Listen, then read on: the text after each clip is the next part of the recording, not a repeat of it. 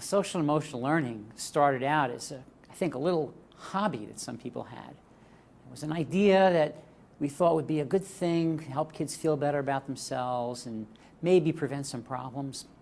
But as we started to study the impact of this, we began to realize that this is a very serious part of education, that not one single classroom can function without a good interpersonal set of relationships between the kids with each other, between the teacher and the kids, the teacher and the principal. The whole thing is interpersonal. So what we thought was sort of marginal and maybe a little off to the side, now we start to realize this is the foundation of what all learning is about. And then we start to reflect on teachers we've had when we were younger. And we all had teachers when we were younger. Some were good teachers, some were not so good. But you know, we all remember teachers who affected us in a profound way. And it turns out that what we learn from those teachers has stayed with us longer than anything else. Even when we've taken standardized tests and passed tests, and I took the Regents in New York, and you do all that stuff, the only thing that matters is whether there was a caring context for what you learned, because that stays with you.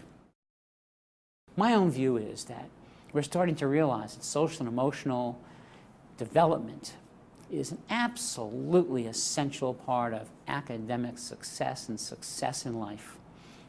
Unapologetically, we have to make it an integral part of everything that happens in schools. And when that happens, I think we're going to have schools that are more productive, and I think we're going to even transform kids to be the kinds of kids that I think we talk about when we say, well, we want our kids to become better citizens. We want our kids to be more caring. We need to give them opportunities to do that in the schools, and then they will actually turn around and do that in their lives. So I am very excited about where we're at right now, but we're at a crossroads. The crossroads is that it's not something that only happens in classrooms. It's not something that only happens in programs. It's something that has to be a basic part of the way every single educator that steps into the building sees their job. Teachers, principals, psychologists, social workers, counselors, every school staff member. If you ask them, what are you doing here? Their first answer should be, I'm here to promote the social and emotional and academic development of children. That's my job. That's what I'm here for. And we're going to do this in a collaborative way, and that's how we have a chance to be successful. But we're not there yet. And that's the big challenge that I see. Now, I'm involved in a project in New Jersey called Developing Safe and Civil Schools. And the State Department of Education, New Jersey, has mandated our project to try to bring social and emotional learning to all 2,400 New Jersey schools. And we have over 600 districts, and we're going to do this. And the reason we're going to do it is because we don't have to start from scratch. It's already there.